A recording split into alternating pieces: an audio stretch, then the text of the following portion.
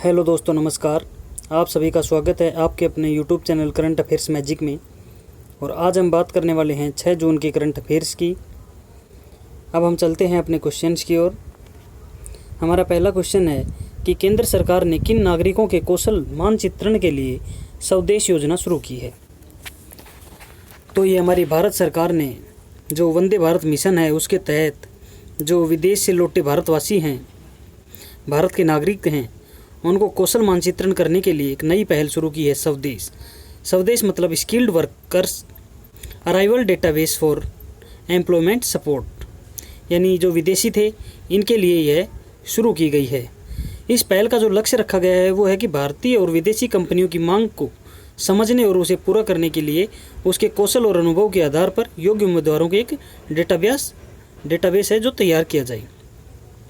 और ये कौशल विकास और उद्यमिता मंत्रालय, नागरिक उड्डयन मंत्रालय और विदेश मंत्रालय की एक संयुक्त पहल है। यानी ये 3 मंत्रालय हैं, इन तीनों ने मिलकर, यानी कौशल विकास और उद्यमिता मंत्रालय, नागरिक उड्डयन मंत्रालय और विदेश मंत्रालय, इन तीनों ने मंत्रालयों ने मिलकर यह कार्य किया है। इसका जो एक ऑनलाइन फोरम भी शुरू किया है, वो जिस साइट पर उपलब्ध है वो है www.nsdcindia.org या फिर स्वदेश। और इस फार्म में कार्य क्षेत्र, पद का नाम, रोजगार, अनुभव के वर्ष आदि इसमें विवरण शामिल किए गए हैं।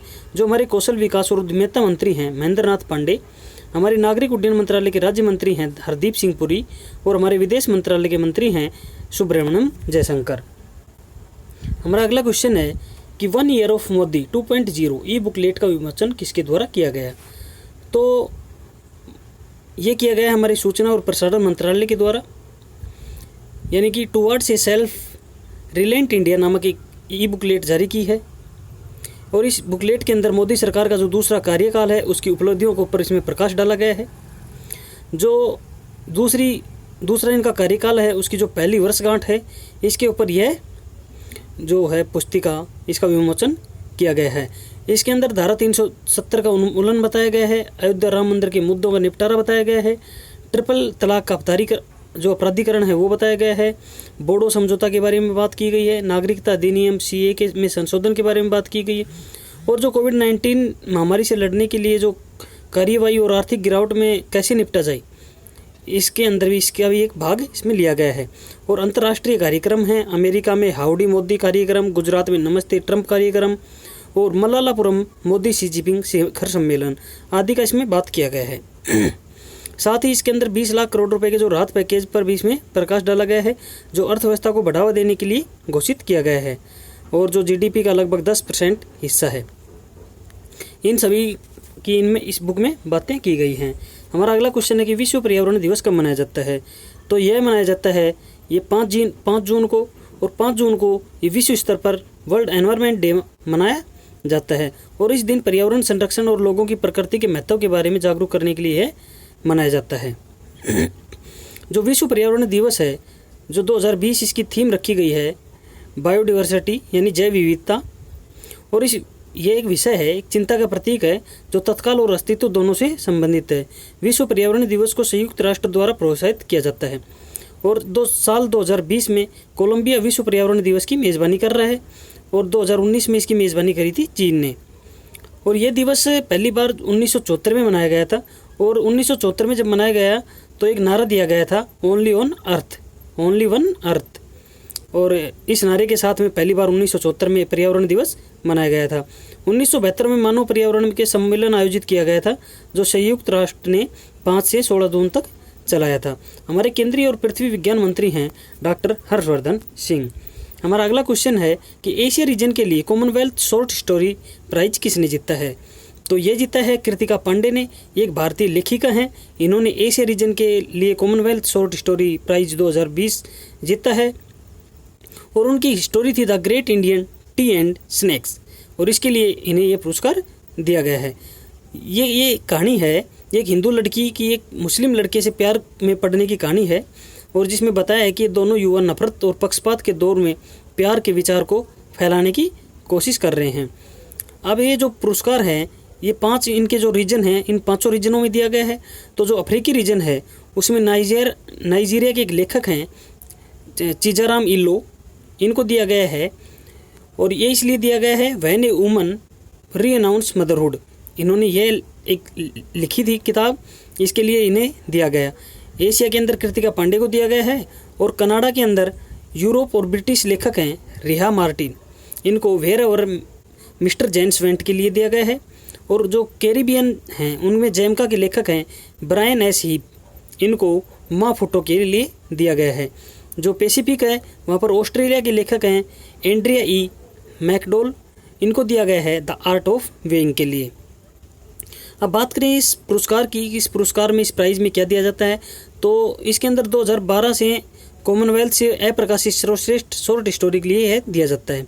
और यह पुरस्कार एशिया, पैसिफिक, अफ्रीका, कनाडा और यूरोप और कैरिबियन के 5 रीजनों के विजेताओं को दिया जाता है। प्रत्येक विजेता को यहाँ पर 2500 पाउंड यानी लगभग 2.5 लाख रुपए और साथ में विजेता को लगभग 4.72 लाख रुपए भी मिलते हैं। हमारा अगला क्वेश्चन है, मोबाइल पर चालू खाता खोलने की सुविधा किस बैंक के द्वारा शुरू की गई है? तो यह की गई है इंडसइंड बैंक के द्वारा। और ये पेपरलेस करने के लिए और कुछ ही घंटों में खाते को चालू करने के लिए, चालू बैंक खाता खोलने में ये सक्षम करने के लिए इंडसइंड बैंक ने मोबाइल पर यह सुविधा दी है। और ये भारत का पहला बैंक बन गया है जो मोबाइल एप्लीकेशन आधार पर एक खाता खोलने की सुविधा दे रहा है। और ये ऐप कई एप्लीकेशन प्रोग्राम इंटरफेस का इस्तेमाल करता है जो वस्तु तथा सेवा कर यानी जीएसटी, कॉरपोरेट मामलों के मंत्रालय, नेशनल सिक्योरिटी डिपॉजिट लिमिटेड, आयात निर्यात कोड और आधार जैसे अधिकृत सरकारी प्लेटफॉर्मों से केवाईसी दस्तावेज के सुरक्षित सत्यापन को यह सक्षम बनाता है। अब बात करें इंडसइंड बैंक की, तो इंडसइंड बैंक के जो प्रबंधक निदेशक और सीईओ हैं ये सुमंत कथपालिया हैं। इसके अध्यक्ष अरुण तिवाड़ी हैं। हेडक्वार्टर मुंबई महाराष्ट्र में है। और इसकी जो टैगलाइन है वो है we make you feel richer. हमारा अगला क्वेश्चन है, the urban learning internship programme यानी तुलिप, ये किसके द्वारा लॉन्च किया गया है? तो ये हमारी भारत सरकार के द्वारा ही लॉन्च किया गया है। इसके अंदर हमारी अखिल भारतीय तकनीकी शिक्षा परिषद यानी AICTE और मानव संसाधन विकास मंत्रालय, आवास और शहरी विकास मंत्रालय, इन तीनों ने मिलकर यह पहल शुरू की है। और इस जो कार्यक्रम है तुलिप, इसका लक्ष्य रखा गया है कि जो देश के सभी शहरी स्थानीय निकाय हैं यानी अर्बन लोकल बॉडीज और जो स्मार्ट शहर हैं, इनके नए स्नातकों को प्रशिक्षण के अवसर प्रदान करना। और यह कार्यक्रम भारत के छात्रों को व्यवहारिक अनुभव भी प्रदान करेगा। हमारे केंद्रीय आवास और शहरी मामलों के मंत्री हैं हरदीप सिंह पुरी, हमारे केंद्रीय मानव संसाधन विकास मंत्री हैं रमेश पोखरियाल निशंक और हमारे AICTE के अध्यक्ष हैं अनिल डी सहस्रबुद्धे। हमारा अगला क्वेश्चन है कि स्पंदन अभियान किसके द्वारा शुरू किया गया है? तो जो स्पंदन अभियान है ये छत्तीसगढ़ पुलिस के द्वारा किया गया है। जो उनके पुलिसकर्मी हैं वो डिप्रेशन से ग्रस्त हो जाते हैं तो उनको थेरेपी देने के लिए, उनका परामर्श सत्र करने के लिए आदि इसके अंदर व्यवस्था की गई है। और इस कदम को राज्य में पुलिसकर्मियों द्वारा जो पिछले 2 साल से आत्महत्या के 50 से अधिक मामले सामने आए हैं और असहयोगियों पर हमला करने वाले पुलिसकर्मियों की कई घटनाओं के सामने आने के बाद में यह कदम इन्होंने उठाया है।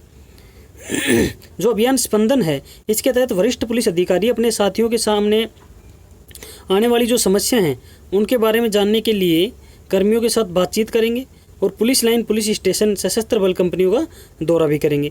जो छत्तीसगढ़ के CM हैं भूपेश बघेल और यहाँ के राज्यपाल हैं अनुसुईया उइके। हमारा अगला क्वेश्चन है कि वर्चुअल ग्लोबल वैक्सीन समिट 2020 की मेज़बानी किसके द्वारा की गई? तो ये जो वर्चुअल ग्लोबल वैक्सीन समिट है यह अभी हाल ही में आयोजित की गई थी और इसकी जो मेज़बानी है वो ब्रिटेन के द्वारा की गई और ब्रिटेन के जो प्रधानमंत्री हैं बोरिस जॉनसन उनके द्वारा। और जो हमारा भारत का प्रतिनिधित्व है ये हमारे प्रधानमंत्री नरेंद्र मोदी ने किया। और जो ये वर्चुअल ग्लोबल वैक्सीन समिट 2020 थी इसमें बिजनेस लीडर, सिविल सोसाइटी, सरकार के मंत्री, संयुक्त राष्ट्र एजेंसियां और राष्ट्र अध्यक्ष और देश के जो नेता थे इनके सहित 50 से अधिक देशों ने इसमें भाग लिया था।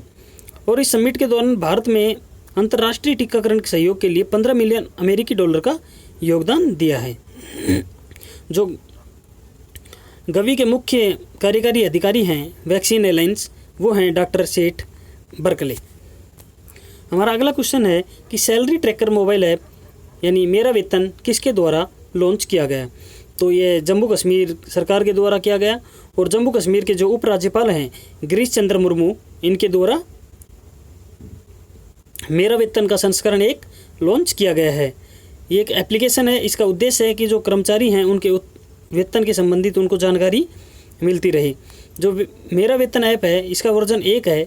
इसके लॉन्च होने से जो दूर दराज और ग्रामीण क्षेत्रों में कर्मचारी तैनात हैं उनकी डीडीओ तक पहुंच नहीं होती है, तो वो आसानी से अपने वेतन और अन्य विवरणों से संबंधित जानकारी आसानी से प्राप्त कर सके। इसलिए यह मोबाइल एप्लीकेशन एंड्रॉयड प्लेटफॉर्म पर जम्मू कश्मीर भुगतान प्रणाली यानी JK पे से एप्लीकेशन के कंप्यूटरीकरण को एंड टू एंड तक पहुंचाने के लिए और राष्ट्रीय सूचना विज्ञान केंद्रीय NIC J&K स्टेट सेंटर द्वारा यह विकसित किया गया है। जो NIC है ये है राष्ट्रीय सूचना विज्ञान केंद्र और इसके उप महानिदेशक हैं अभय कुमार, राज्य सूचना अधिकारी हैं ये। इसकी स्थापना 1988 को हुई थी और इसका हेडक्वार्टर जम्मू एंड कश्मीर में है। हमारा अगला क्वेश्चन है कि भारत ने पर्यावरण सहयोग के लिए किस देश के साथ समझौता किया है? तो यह किया है भूटान के साथ।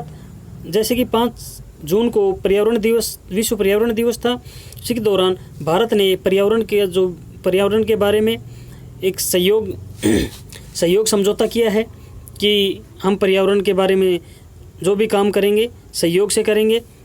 और इसके लिए इन्होंने भूटान से हाथ मिलाया है और भूटान की जो राजधानी है वो है थिम्पू। अब हम बात कर लें निधन की, तो हमारे एक दिग्गज गीतकार और Indian performing right society limited के सदस्य थे अनवर सागर, इनका निधन हो गया है। और इन्होंने 1992 की अक्षय कुमार अभिनय वाली खिलाड़ी फिल्म के हिट ट्रैक वादा रहा सनम के लिए सबसे ज़्यादा ये प्रसिद्ध हुए थे। और इसके अलावा उन्होंने याराना, सलामी, आ गले लग जा और विजय पथ जैसी फिल्मों में भी गीत लिखे हैं।